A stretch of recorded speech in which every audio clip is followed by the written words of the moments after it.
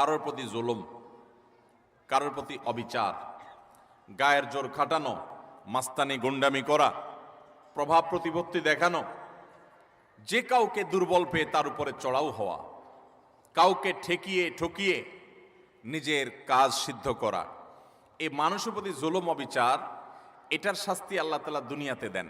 পৃথিবীর ইতিহাসে এমন একজন জালেম দেখাতে পারবেন না যে জালেম জুলুম করেছে আর তার প্রায়শ্চিত্ত তাকে দুনিয়াতে পেতে হয়নি।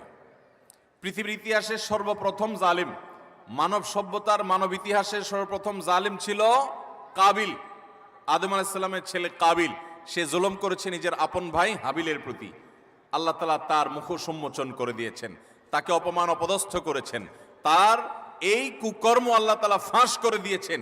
এটি ছিল আল্লাহর পক্ষ থেকে তার জন্য দুনিয়ার শাস্তি, আখিরাতের শাস্তি তো আছেই।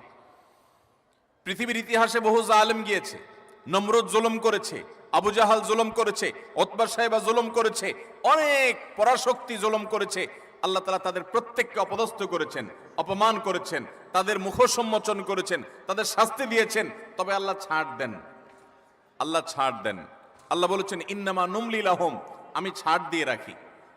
ইন্না কাইদি মাতিন, ছাড় দেওয়ার পরে যখন ধরি সে ধরাটা হয় বড় শক্ত, সেটা থেকে বাঁচার কোনো উপায় থাকে